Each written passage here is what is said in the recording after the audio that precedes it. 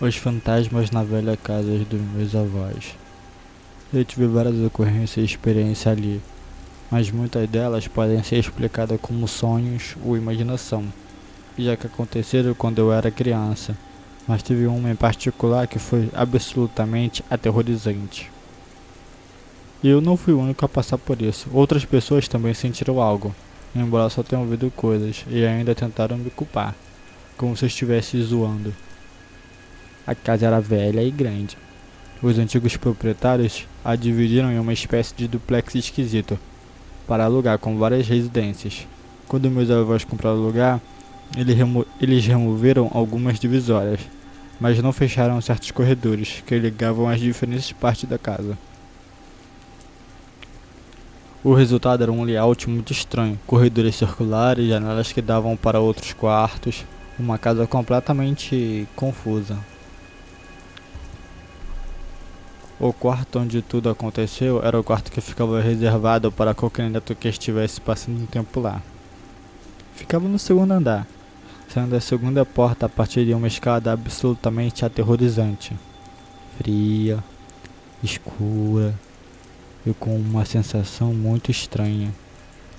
Ao lado ficava a sala de TV, conectada a um banheiro ainda mais assustador, que também funcionava como corredor e ligava ao outro lado da casa, descendo até o quarto dos meus avós.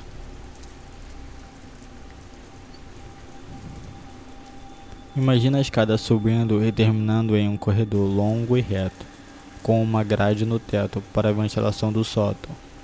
À direita, a sala de TV, à esquerda, o quarto dos meus avós, e logo acima da escada, o banheiro, que não importava quantas luzes estivessem acesas, sempre parecia emanar escuridão. A segunda porta da escada era o quarto das crianças. Dentro do quarto havia uma janela voltada para outra casa antiga do bairro. A cama ficava posicionada ao longo da parede, centralizada com essa janela, sempre arrumada, com a cabeceira próxima da porta.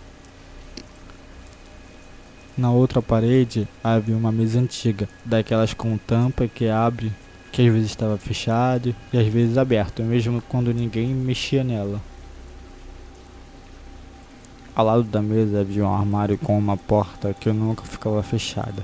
Quando alguém dormia ali, eu sempre levava bronca por isso, porque os adultos achavam que eu ficava mexendo nela à noite, o que eu nunca fazia.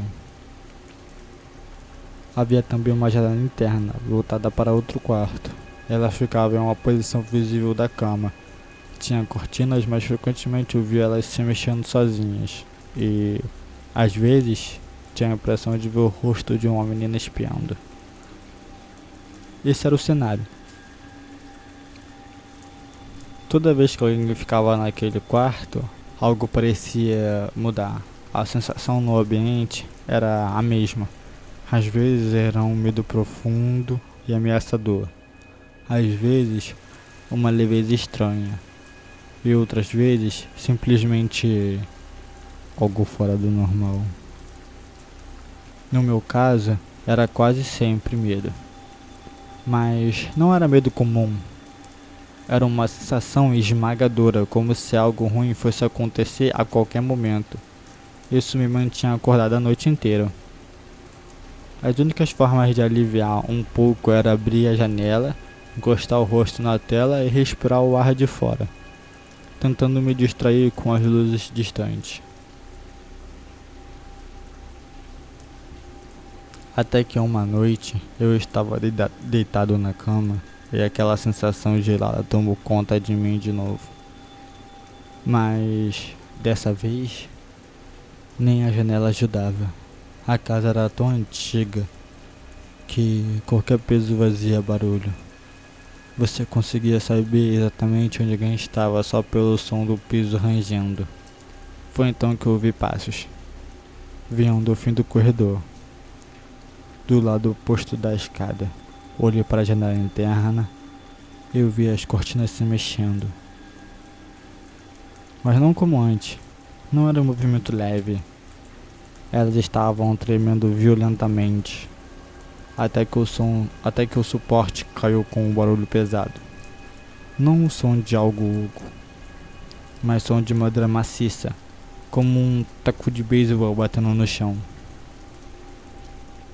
Eu achei que pudesse ser minha avó, mas logo percebi que isso não fazia sentido. Ela nunca estaria ali no escuro, no meio da noite. Os passos eram leves. Aquilo não era leve. Os passos voltaram.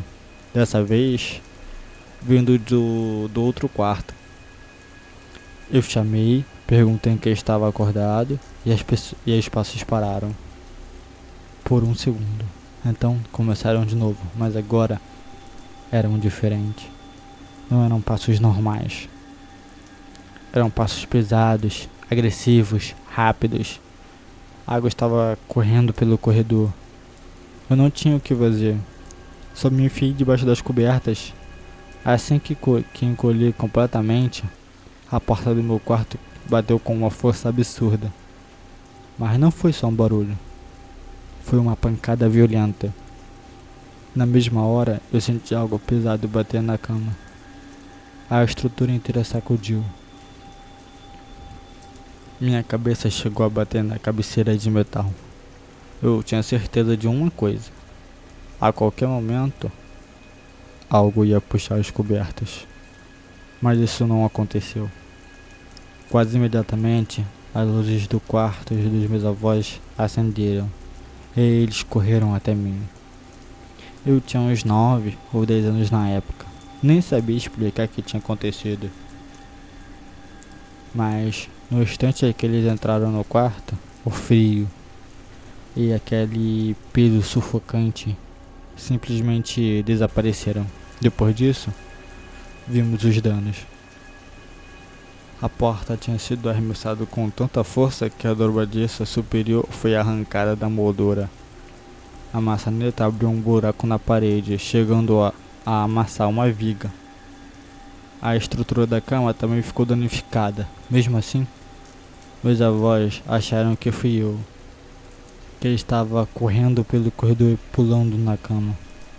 Mas não tinha como. Eu era o tipo de criança que tinha mais medo de sair do quarto à noite do que qualquer outra coisa. E eles sabiam disso. Aquele lugar me aterrorizava.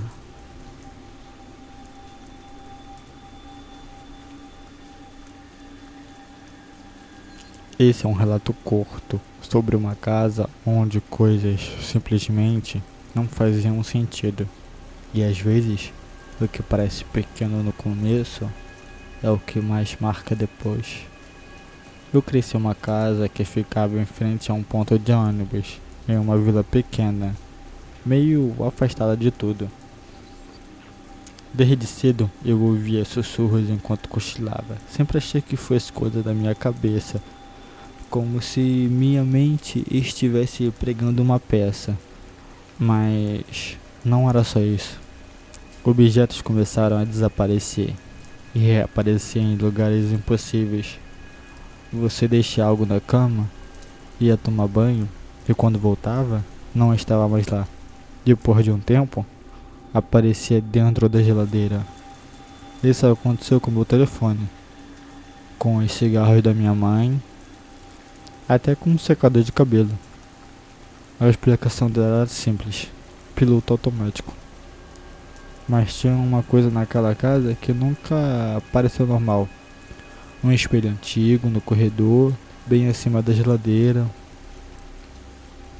Eu não consegui olhar para ele por muito tempo. Dava uma sensação estranha, pesada. Teve dias em que eu preferia esperar minha mãe voltar do trabalho sentado no ponto de ônibus do que ficar sozinho dentro de casa com aquele espelho.